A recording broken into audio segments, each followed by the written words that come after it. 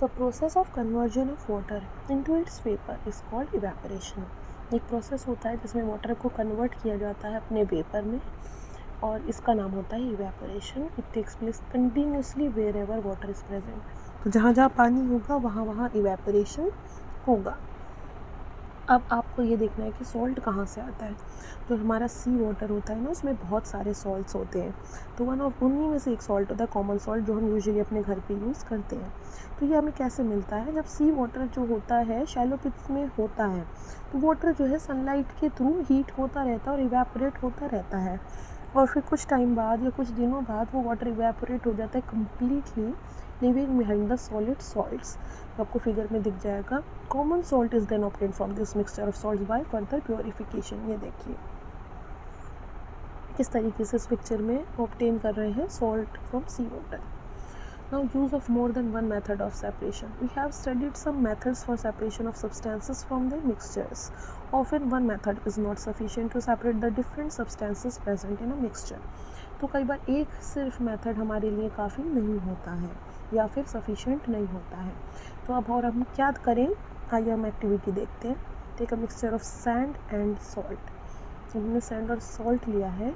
अब हम इसे कैसे सेपरेट करेंगे? हमने देखा कि hand picking will not be a practical method for separating these. Now keep this mixture in a beaker and add some water to it. ठीक है, इसको रखें और इसमें कुछ पानी डाल दें और बीकर को थोड़े टाइम के लिए ऐसे ही रख दें. आप देखेंगे कि सैंड सेटल डाउन हो जाएगा बॉटम में. The sand can be separated by decantation and filtration. What does the decanted liquid contain? Do you think this water contains the salt which was there in the mixture at the beginning? Now we need to separate salt and water from the decanted liquid. Transfer this liquid to a kettle and close its lid. Heat the kettle for some time.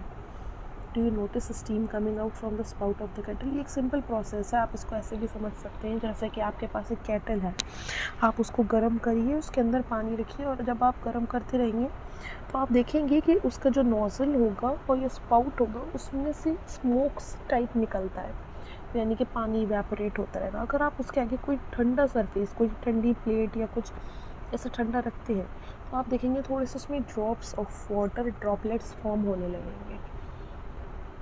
यही यहाँ पे बताया गया है. Take a metal plate with some ice on it, hold the plate just about the spout. What will you observe? So when the steam comes in contact with metal plates, when the steam comes in contact with the metal plate cooled with ice, it condenses and forms liquid water. यही होता है कि जब वो ठंडी चीज़ से, ठंडे surface से स्ट्राइक होता है तो वो लिक्विड में ये जो है कन्वर्ट हो जाता है. तो water drops that you observed falling from the plate were due to the condensation of steam. इस प्रोसेस को कहते हैं condensation. The process of conversion of water vapour into its liquid form is called condensation. Did you ever see water drops condensed under a plate that has been used to cover a vessel containing milk that has just been boiled? After all the water has evaporated, what is left behind in the kettle? We have the separated salt, sand and water using process of decantation, filtration, evaporation and condensation. तो अपने ये सारे process जो है detail में पढ़ लिए हैं. Now can water dissolve any amount of a substance? क्या वाटर डिज़ोल्व कर सकता है किसी सब्सटेंस को? In chapter 4 we found out that many substances dissolve in water and form a solution. We said that these substances are soluble in water. What will happen if we go on adding more and more of these substances to a fixed quantity of water? अब देखिए इसमें क्या है. आपको एक beaker है, एक small pan है, स्पून है, सॉल्ट एंड वाटर है. pour half a cup of water in the beaker, add 1 teaspoon of salt and stir it well until the salt dissolves completely. Again add a teaspoonful of salt and stir well. Go on adding salt 1 teaspoon at a time and stir. After adding a few spoons of salt, do you find that some salt remains undissolved and settles at the bottom of the beaker?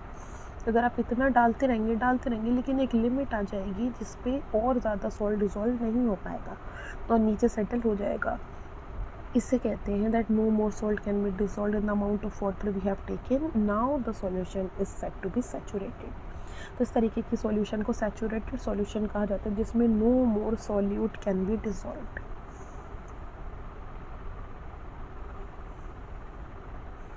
तो इसमें और कुछ नहीं है। और एक और activity है, activity 9, take some water in a beaker and mix salt in until it cannot dissolve any more salt. Now add a small quantity of salt to this saturated solution and heat it. What do you find? What happens to the onion? जैसे heat कर रहे हैं तो पानी जो है सारा evaporate हो ही जाएगा और फिर सॉल्ट ही बचेगा।